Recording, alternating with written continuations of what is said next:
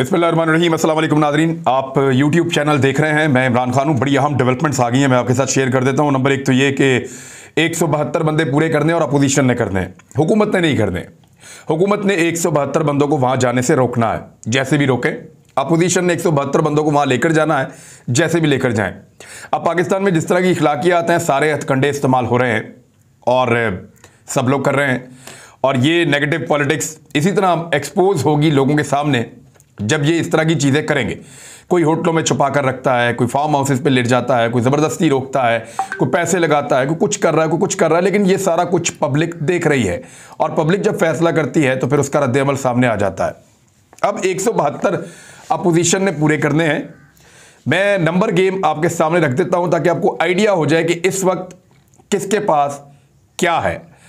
Opposition के बाद total 162 लोग हैं, 162, यानी उनको 10 बंदे मजीद चाहिए इमरान खान साहब को उनकी नशिस्त से हटाने के लिए। अब ज़रा नंबर गेम पे आप आ जाएं तो नून लीग के पास 84 लोग हैं, पीपल्स पार्टी के पास 56 लोग हैं, MMA के पास 15 लोग हैं, बलूचिस्तान अवामी पार्टी के पास 4 लोग हैं। ये बलूचिस्तान की पार्टी है मेंगल साहब वाली, बलूचिस्तान अवामी पार्टी बाप पार्टी जो अब शामिल हुई है। 4 लोग हैं। ANP का 1 और 2 आज़ाद उम्मीदवार हैं। अच्छा, 162 लोग हैं अपोजिशन के पास। अब इनको चाहिए 172, यानी 10 और। तारिक बशीर चीमा काफ लीग के उनके साथ जाकर फिलहाल मिल गए हैं तो हो गए 163। शाहजैन बुगटी जमहूरी वतन पार्टी के वहां जाकर मिल गए हैं तो हो गए 164। 4 बंदे बलूचिस्तान अवामी पार्टी के बाप पार्टी के जाकर वहां मिल गए हैं तो ये मिलाकर हो गए 168। तो 168 का फिगर इस वक्त अपोजिशन के पास है, जो वो कहते हैं हमारे पास सेफ है। इसके ऊपर अगर वो चाहते हैं कि मजीद लोग वोट डालें तो राजा रियाज, बासित बुखारी, नूर आलम खान, नवाब शेर वसीर और एक जो है वो रमेश कुमार, और इसके अलावा मखसूस नशिस्तों की खवातीन। तो 6 से 8 लोग ऐसे हैं जो वापस अभी तक नहीं आए, जिनका ताल्लुक पाकिस्तान तहरीक इंसाफ से। मुनरिफ अराकीन, ये 6 से 8 उधर अपोजिशन के पास बैठे हुए हैं और उनके कंट्रोल में। अब ये 8 बंदे अगर वो डाल लेते हैं तो उनकी तादाद हो जाती है 176, यानी उनके 4 बंदे ज्यादा हो जाते हैं अगर ये शामिल हो जाते हैं तब। और ये शामिल कब होंगे, ये बात याद रखिएगा, ये शामिल सिर्फ इसी सूरत में होंगे जब इनका वोट काउंट हो और इनको नाअहल ना किया जाए। अगर सुप्रीम कोर्ट से ये फैसला आ जाता है कि ये नाअहल हैं तो फिर तो ये फारिग हो जाएंगे, फिर इनका वोट काउंट नहीं होगा। अपोजिशन 168 पे रुक जाएगी और उनको हर हाल में MQM को अपने साथ मिलाना पड़ेगा।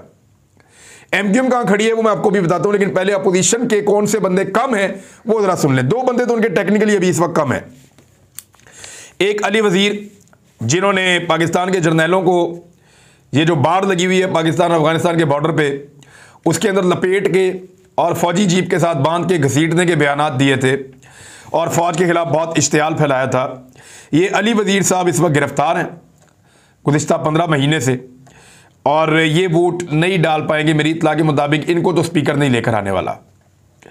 जाम अब्दुल करीम, जिन्होंने एक कत्ल किया था नाजिम जोखियों का, एक सहाफ़ी का, वो कत्ल के मुकदमे में नामजद हैं और उनका नाम हुकूमत ने ECL में डाल दिया। वो पाकिस्तान से बाहर मौजूद हैं। उन्होंने एक प्रोटेक्टिव बेल तो करवाई है लेकिन वापस नहीं आ पाएंगे। अगर वो वापस आते हैं तो फिर वो गिरफ्तार हो जाएंगे और उनका नाम ECL में है, वो पाकिस्तान से बाहर नहीं जा पाएंगे। तो ये उनके लिए एक बहुत बड़ी दिक्कत पैदा हो जाएगी। वो इसी गारंटी पे वापस आएंगे कि इमरान खान की हुकूमत 100% गिरती है तो मैं वापस आता हूं, ताकि नई बनने वाली हुकूमत मेरा नाम ECL से निकाले और मुझे केस के अंदर रिलीफ मिले। अदरवाइज ये 2 बंदे अगर आप कम करते हैं तो अपोजिशन रह गई 160। 160 की अपोजिशन के साथ जब आप तारिक बशीर चीमा, शाहजैन बुगटी और ये 4 बंदे बलूचिस्तान अवामी पार्टी के मिलाते हैं तो ये 166 हो जाते हैं, और हुकूमत के 6 से 8 बंदे आप मिलाते हैं तो 172 से 174 बंदे हो जाते हैं। लेकिन अब मजे की बात यह है कि हुकूमत के पास क्या है। हुकूमत के पास भी अपोजिशन के 5 से 6 ऐसे लोग हैं जो वोट नहीं डालना चाहते इमरान खान के खिलाफ। हुकूमत का यह दावा है और मेरे सोर्सेज ये बताते हैं कि 4 से 5 लोग गायब हो जाएंगे अपोजिशन के एन वोट डालते वक्त, लिहाजा उनका फिर 172 पूरा नहीं होगा और वो फिर 170 से नीचे आ जाएंगे। तो इस वक्त तक गेम यहां खड़ी है कि इन सारे बंदों को लेकर भी अपोजिशन के 172 पूरे नहीं हो रहे। अब उनका पूरा का पूरा इन्हिसार जो है वो एमक्यूएम के ऊपर है। एमक्यूएम को उन्होंने क्या क्या ऑफर किया, इससे पहले जरा तारिक बशीर चीमा साहब के बारे में मैं आपको बताऊं कि वो क्यों चले गए और उनका प्रॉब्लम क्या है। लेकिन तारिक बशीर चीमा साहब का ये एक स्टेटमेंट है छोटा सा, जरा आप ये सुने, आपको आइडिया हो जाएगा कि ये वही तारिक बशीर चीमा है जो कल तक इमरान खान के बारे में क्या कहते थे। ये सुने आप। जो आदमी जहाज से उतरे और उस मुकद्दस सरजमीन पर नंगे पांव उतरे, इस मुल्क के लिए दुआएं मांगता फिरे और उसके ऊपर ये शक करें कि जनाब ये। तो तारिक बशीर चीमा साहब ने ये स्टेटमेंट दिया था कौमी असेंबली में खड़े होकर। अब ये स्टेटमेंट आपने सुन लिया है, तो लोग रंग बदल देते हैं और चौधरी बरादरान तारिक बशीर चीमा को मनाकर वापस ले जाएंगे, इसके कवी इम्कानात हैं। वज़ीर आला पंजाब परवेज़ इलाही साहब को बनना है और उनको कंट्रोल करना है, ना सिर्फ पंजाब को बल्कि वफाक में इमरान खान साहब को उनके मुनहरिफ अराकीन भी वापस ला कर देने हैं और अपोजिशन के जो वोट हैं उनमें नकब भी लगानी है, यानी उनको कम भी करना है। उन्हें यह कहना है कि आप ना डालें वोट इमरान खान के खिलाफ, ये तो आलमी साजिश है, या जो भी है वो अपने ताल्लुकात लगाए जैसे भी करें। बहरहाल अब वही खेल शुरू हो गया जो अपोजिशन खेल रही थी, क्योंकि कल तक ये खेल अपोजिशन खेल रही थी इसलिए एक जायज़ खेल था। अब इस खेल में जब हुकूमत और उसके इत्तेहादी कूदेंगे आखिरी हरबे के तौर पे, जब कोई इदारा ही काम नहीं कर रहा, इलेक्शन कमीशन नोटिस नहीं ले रहा, जब अदालत से कोई फैसला नहीं आ रहा, तो फिर उसी खेल और उसी गंदे खेल का हिस्सा बनना ही आखिरी चॉइस रह जाती है। जब आप किसी को दीवार के साथ लगाते हैं तो जो चीज़ उसके हाथ में आती है वो उठाकर मार देता है। तो अब यही सिचुएशन बन गई है। लेकिन पाकिस्तान का मीडिया अब ये दरस दे रहा होगा, यानी चौधरी बरादरान जो कल तक बहुत अच्छे थे उनके लिए और मीडिया के लोग उनको हार पहना रहे थे, सलीम साफ़ी, हामिद मीर टाइप के लोग, अब वो सारे लोग जो हैं वो चौधरी बरादरान को पंजाब का सबसे बड़ा डाकू कह रहे हैं, यानी अब उनके उल्टा खिलाफ हो गए हैं। अलीम खान साहब को और जहांगीर तरीन खान साहब को जो है वो बहुत ज़्यादा इंस्टिगेट कर रहे हैं ये लोग, मीडिया वाले भी, मरियम नवाज भी, सारे वो बार बार ये कह रहे हैं देखो इनके साथ कितनी ज्यादती की इमरान खान ने, देखो इनके साथ कितना जुल्म किया है इमरान खान ने। हालांकि इन दोनों को भी चोर और डाकू कहते थे यही अपोजिशन वाले। तो मामला बड़ा क्लियर और साफ है कि हर हाल में कामयाबी हासिल करनी है और इमरान खान साहब ने अब ये फैसला कर लिया है कि मैं इनको कामयाब नहीं होने दूंगा, इसीलिए उन्होंने इतनी बड़ी कुर्बानी दी और उस्मान बुज़दार को हटा दिया।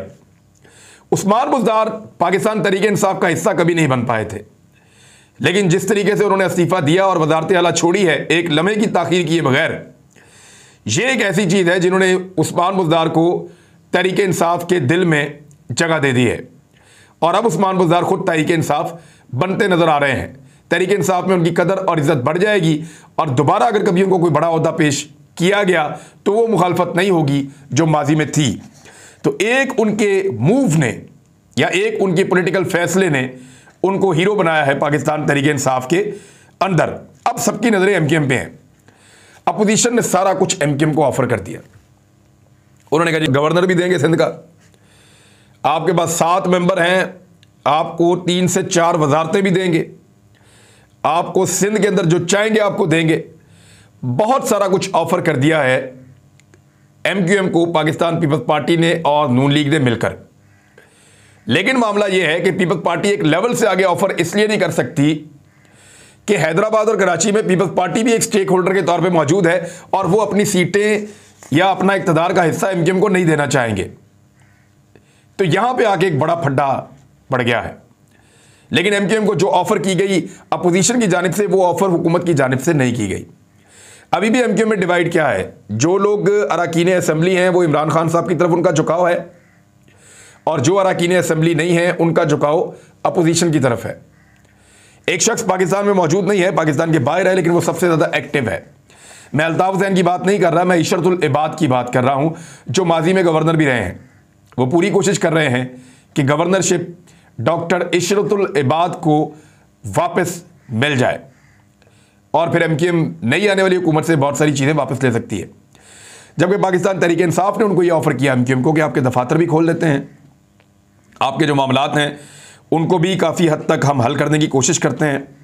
और एक ऐसी वजारत जो पहले दिन से लेकर अब तक एमक्यूएम मांग रही थी, वो वजारत भी एमक्यूएम को दिए जाने का कभी इम्कान है और पाकिस्तान तहरीक इंसाफ ने फैसला कर लिया है। उसके लिए इस्तीफ़ा देना पड़ेगा अली जैदी को। अली जैदी के पास पोर्ट एंड शिपिंग की वजारत है और MQM पहले दिन से ये वजारत मांग रही है। उनका ये कहना है कि फ़रूक नसीम को वो अपना वजीर नहीं समझते। 2 वजारतें उनके पास, एक फ़रूक नसीम के पास है, एक अमीनुल हक के पास है, तो वो कहते हैं एक वजारत और हमें आपते हैं। ये पुराना मुतालबा है।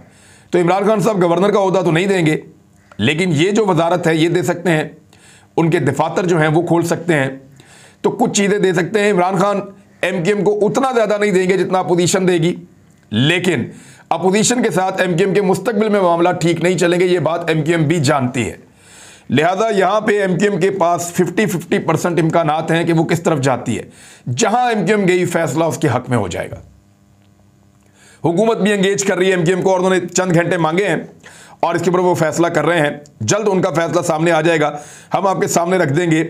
लेकिन अब माजी में जो लोग फ़ौज के ऊपर इल्ज़ामात लगाते थे, ख़ासतौर पे मरीम नवाज़ और नवाज शरीफ कि हमारी हुकूमत गिरा दी, ये कर दिया वो कर दिया, वो खालिद मक्सी ने सीना ठोक कर उनके साथ बैठकर इस्लामाबाद के एक होटल में ये कहा है, बलूचिस्तान अवामी पार्टी के खालिद मक्सी हैं, कि हाँ हमने फ़ौज के कहने पर आपकी हुकूमत गिराई थी, और इसके ऊपर ज़बान नहीं खुल रही।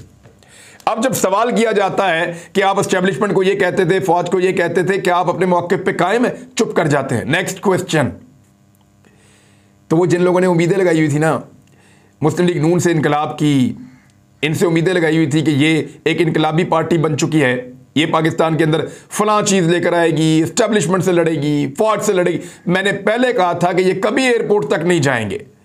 शहबाज शरीफ के बारे में जब मैंने शर्त लगाई तो सारे सहाफ़ी मेरे से लड़ पड़े, ऑन ईयर लड़ पड़े।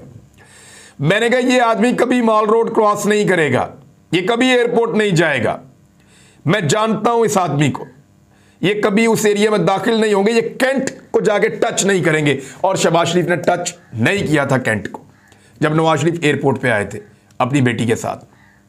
तो इसी तरह मैं बताता हूं कि नून लीग इक्तदारी जमात है, इनकलाबी जमात नहीं है।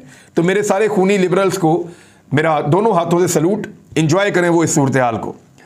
पावर शो किया जी PMLN ने, 1 दर्जन जमातों के साथ मिलकर, फजल रहमान साहब, ANP, PMLN, कौन कौन सी जमातें, कोई दर्जन भर जमातें हैं, मुझे तो उन सबके नाम भी नहीं आते। उन सारी जमातों ने मिलकर एक पावर शो किया गुज़िश्ता रात। और इमरान खान साहब का जो पावर शो था, जिस जगह पे वो था, वो जगह ज़्यादा बड़ी थी और बहुत ज़्यादा बड़ी थी, ये जगह छोटी थी और बहुत ज़्यादा छोटी थी। और तकरीबन 10-10, 15-15 फुट के फासले के ऊपर एक एक कारकुन खड़ा किया हुआ था फजल रहमान साहब ने, और ज़्यादा लोग उनके वही पीले कपड़ों वाले नज़र आ रहे थे जो अंसारुल इस्लाम के कारकुन हैं, और वो डंडा बरदार भी थे। तो PMLN का क्राउड गायब था, पीपल्स पार्टी का क्राउड गायब था, ANP का क्राउड कोई नज़र नहीं आ रहा था, सिर्फ झंडे थोड़े बहुत थे। ये विजुअल्स जो हैं वो जलसे के पीक के विजुअल्स हैं, जहाँ पे जलसा तकरीबन खाली है। 1 दर्जन जमातों ने मिलकर जलसा किया। मुझे लगता था कि ये इमरान खान के जलसे से आधा होगा, लेकिन 1 दर्जन जमातों ने मिलकर जो जलसा किया वो इमरान खान के अकेले ने जो जलसा किया है उसका 10वां हिस्सा भी नहीं था। यानी इस तरह के 10 जलसे उठाओ और उठा के इमरान खान के एक जलसे के अंदर रख दो। जो मोबाइल फोन कंपनीज हैं उनके टावर्स ये इतला देते हैं कि इस्लामाबाद में इमरान खान के जलसे वाले दिन लगभग 10 लाख के करीब नए मोबाइल फोन यूजर्स दाखिल हुए, जिनका इस्लामाबाद रावलपिंडी से ताल्लुक नहीं है। 9 लाख से जायद 9 लाख से जायद मोबाइल फोन यूजर्स जो मुख्तलिफ शहरों से थे वो अपने मोबाइल फोन समेत इस्लामाबाद में दाखिल हुए। अब ये 9 लाख वो हैं जिनके पास मोबाइल थे। अब जिनके पास मोबाइल ही नहीं है उनको भी तो गिने आप। अगर आप ये कहते हैं कि 20-25% लोगों के पास मोबाइल नहीं है तो फिर तो 10 लाख से ज़्यादा बंदे इस्लामाबाद में दाखिल हो गए। रावलपिंडी और इस्लामाबाद का क्राउड इसके अलावा है जो वहां पे आया जलसा देखने के लिए। तो इतनी बड़ी तादाद में लोग इस्लामाबाद में दाखिल हुए, और यही मोबाइल फोन टावर क्या बताते हैं कि नून लीग की रैली के साथ कितने लोग दाखिल हुए इस्लामाबाद में? चंद हजार। ये भी आप चेक कर सकते हैं और इसको देख सकते हैं।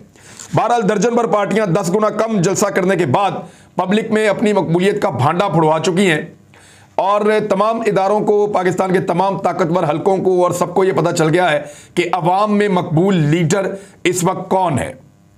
मैसेज इत्तेहादियों को भी जा चुका है, मुनहरिफ अराकीन को भी जा चुका है।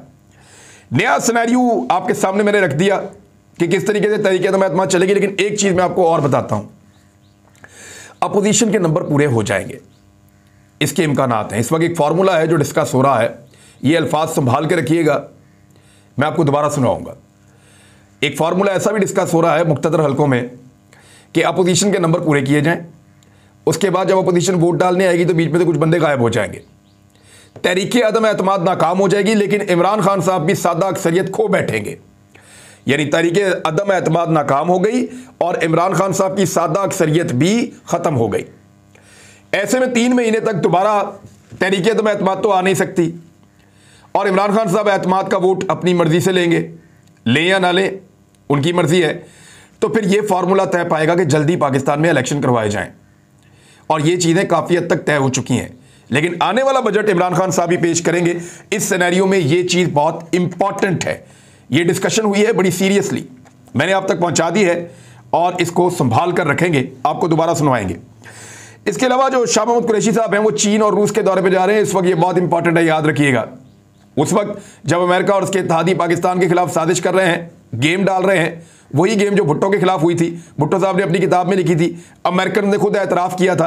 किसी दिन आपको बताऊंगा कि पूरी साजिश क्या थी। वही साजिश दोबारा हो रही है, लेकिन क्या खित्ते में मौजूद ममालिक इसमें कोई रोल प्ले कर सकते हैं? चाइना और रशिया का बहुत इंपॉर्टेंट दौरा शाह महमूद कुरैशी साहब अब करने जा रहे हैं। पाकिस्तान में उन्होंने जो काम करना था वो कर लिया है, अब वो चाइना और रशिया जा रहे हैं। तो देखिए आने वाले दिनों में होता क्या है। अब तक के लिए इतनी, अपना ख्याल रखिएगा, अपने इस चैनल का भी। अल्लाह हाफिज़।